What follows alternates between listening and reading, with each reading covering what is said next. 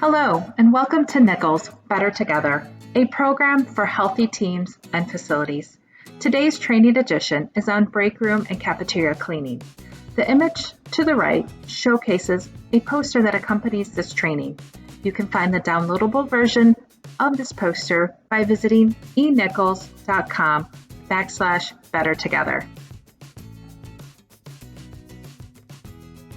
The Nichols Better Together program for healthy teams and facilities is a continuously evolving program and so far includes disinfecting office space FTOs, or frequently touched objects, infectious disease and preventative actions, hand washing, including hand sanitizing, cleaning versus sanitizing versus disinfecting, reusing bottles and trigger sprayers, and social distancing best practices.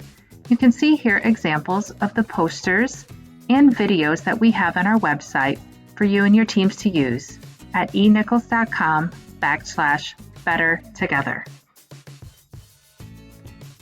A break room or cafeteria in a building can serve many purposes. Not only is it a place to prepare and eat food, but it can also serve as a lounge and a meeting space for people to gather together. Because of this, it plays a big part in the representation of the image of your building and should always be neat, clean, and inviting. Keeping it clean, healthy, and safe directly affects employees' health, well-being, safety, and morale. Because it is also a place to prepare and eat food, it's extremely important that it is regularly disinfected to eliminate harmful germs. Depending on how busy your break room and cafeteria is will depend on how frequently it is cleaned. Some may need to be cleaned daily, and some may require multiple times a day. It is important to establish a daily cleaning routine for your break room, just as you would for your restroom. The first step to cleaning your break room or cafeteria is to put on the appropriate PPE. Whenever cleaning any commercial building space, you should put on the appropriate PPE. Finding out what PPE you should wear can be found in the chemical safety data sheet, which I will show you on the next slide. It could include safety glasses, gloves, or masks. You should also put out wet floor signs to limit access to the area you are cleaning. Not only does it limit access, but it also gives caution to people entering the area that there could be a hazard ahead, such as wet floor. It protects your building and yourself against liabilities if someone were to slip and fall and get hurt on the wet floor. Every commercial cleaning product has an SDS, or a safety data sheet. Your building is required by OSHA to keep on file safety data sheets for every chemical you use to clean with. Always check the SDS on what PPE is required and for more information about the chemicals you are using. Safety data sheets can be found on our website at enichols.com by searching the chemical product or on the manufacturer's website for that commercial cleaning chemical. The example here is the fresh neutral disinfectant. You can see the GHS labels list that this chemical is corrosive and harmful to the environment. Under hazard statements, you can see that this chemical is harmful if swallowed and causes severe skin burns and eye damage. Therefore, you should wear protective gloves, protective clothing, eye protection, and face protection whenever using this chemical. Step 2 for cleaning your break room or cafeteria is to gather cleaning and restocking supplies and equipment. By having all of your cleaning and restocking supplies with you in one trip will save multiple trips back and forth to the cleaning closet and be a big productivity savings. Step 3 is to pick up and dispose of debris or trash that you see on the counters, floors, and tables. A good tip when cleaning is to always clean from dry to wet. You can't damp wipe counters if there is visible debris on them, or damp mop a floor if there is visible debris on the floor. So this is a good step to follow before moving on.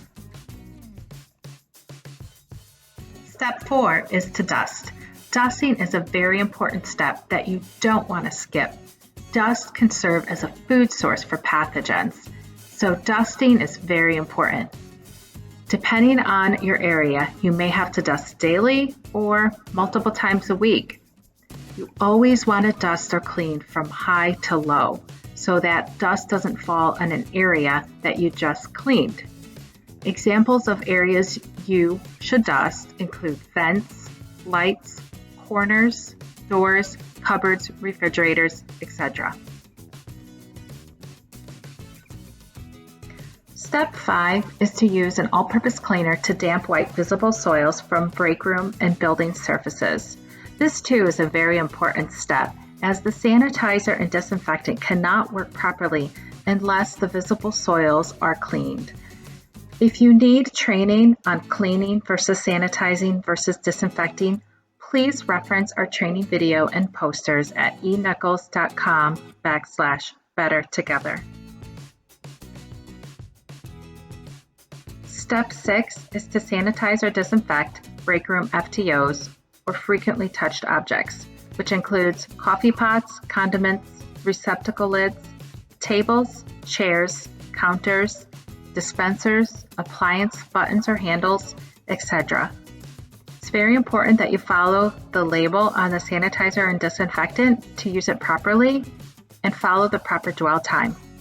If the surface is being used to prepare food, you must use a sanitizer rather than a disinfectant. If you use a disinfectant, it must be rinsed with a potable rinse. Again, for training on cleaning versus sanitizing versus disinfecting, please reference our video at enichols.com/bettertogether.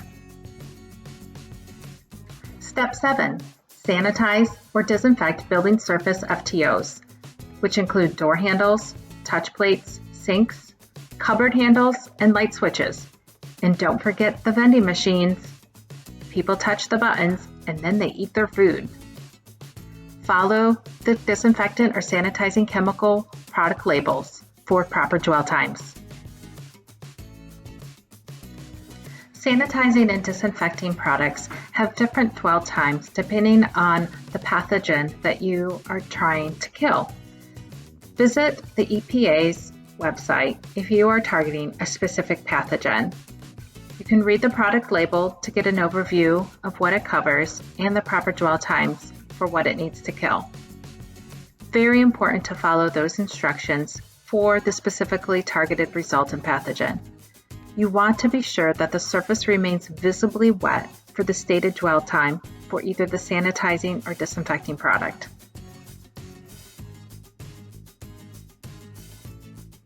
Moving on to step 8 is to refill soap, sanitizer, and paper products. Check to ensure that dispensers are working properly and not broken.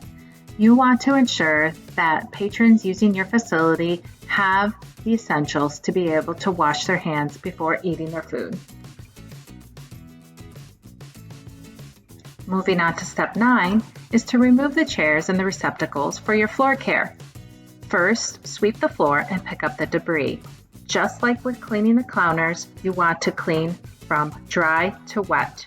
You don't want to move on to damp mopping without first removing the visible soil and debris.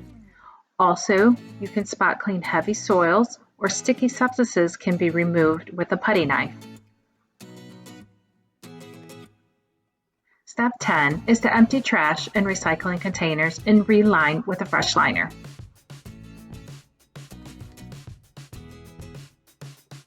Step 11 is to damp mop the floor with an all-purpose cleaner. Remove the wet floor signs when the floor is completely dry. Depending on the humidity level in the room, it could take 5 minutes or it could take 15 minutes to completely dry the floor. But it's important to make sure the floor is completely dry before you remove the wet floor signs. And finally, step 12. Return any chairs or receptacles you moved for the floor care back to their original positions. Congratulations! You now have a sparkling, clean, and healthy break room or cafeteria. The people in your building can use this space confidently now, knowing that it's clean and healthy. This concludes the Nichols Better Together, a program for healthy teams and facilities, break room and cafeteria cleaning. For more information on our other training materials, visit us at enichols.com/bettertogether. Thank you. Nichols is here to help because that's how we roll.